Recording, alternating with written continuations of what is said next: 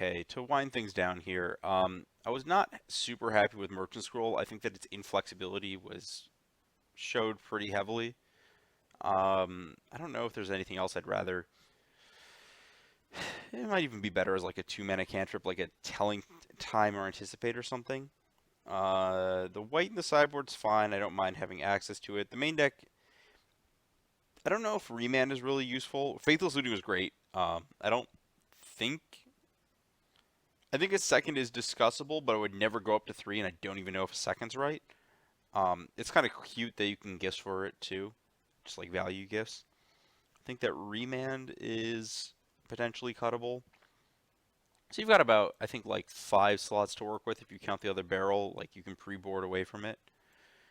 In the sideboard, just of the things I was trying out, I think this was good. These are obviously great. It's possible you even want a fourth. Dispel was very good. I don't.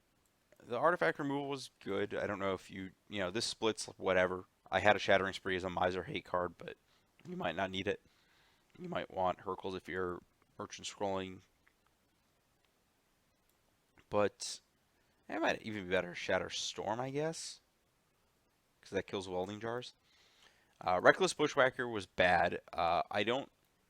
It's like very narrowly good. It's good against like your opponent is a combo deck that doesn't have issues with Dispel when you counter their stuff, has Graveyard Hate, and is fast enough that you can't beat them with Empty the Warrens even if they play Graveyard Hate. It's just such a narrow. I'm not a fan of it. I think that you are probably better off just having like negates or some additional counter magic and just going that route. Just setting up to like make 16 goblins and pass with a counter spell in your hand. Blood Moon, whatever. I'm okay with one or two. It's the kind of thing where if I played a bunch and then the deck ended up not needing it, I would be fine cutting it.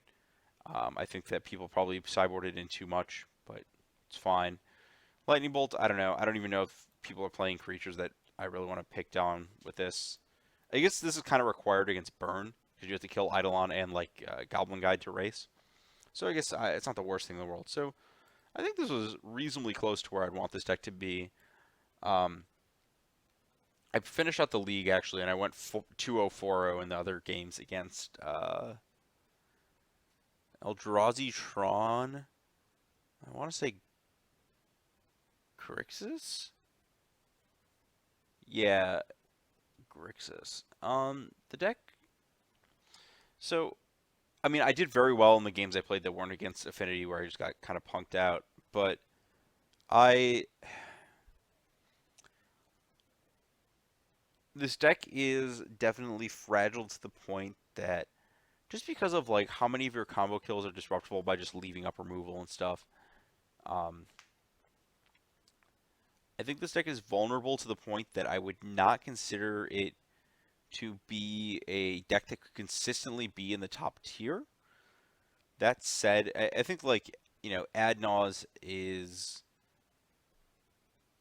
slightly more flexible in terms of what it does, a little harder to fight, especially with Spoils of the Vault and the slower metagame. So like I think that that's a deck that will stick around, whereas this deck is a deck that will fluctuate. But I think that if you can time this deck into light Graveyard Hate, because Graveyard Hate is a huge pain, like playing around Surgical, like you saw me try to take these lines, I don't actually know what you're supposed to do in a lot of those spots.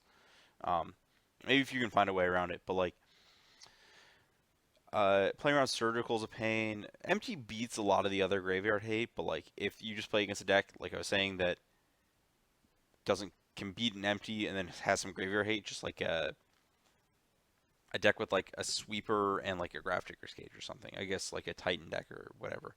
It's possible to get hard locked out. Or like they just have Relic and it slows you down so much that they combo out. I'm really just maybe the Bushwhackers help a little there, but it's so hard to sideboard a hedge that way.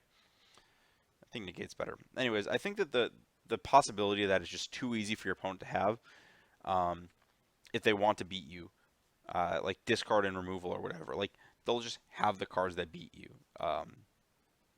So if you like Storm, I'm willing to say that this is a deck that you should be playing, but it's not a deck that I would expect to consistently put up results, and you're definitely going to go through some hard times playing this deck. That said, I think the deck is strong enough that the payoff is there to uh, make it worth at least trying out to start. And then, once you get to those points where things get a little hard, you can, you'll figure out when to you know, put the deck on the sideline and pick something else up. But this deck, I didn't play it in Vancouver because I just played against sideboard hate or like a graveyard hate card once. I was just like, I'm off it. But uh, I think that moving forward, as people start to shift further and further away from dredge hate, this deck is going to find the right moment to exploit a metagame.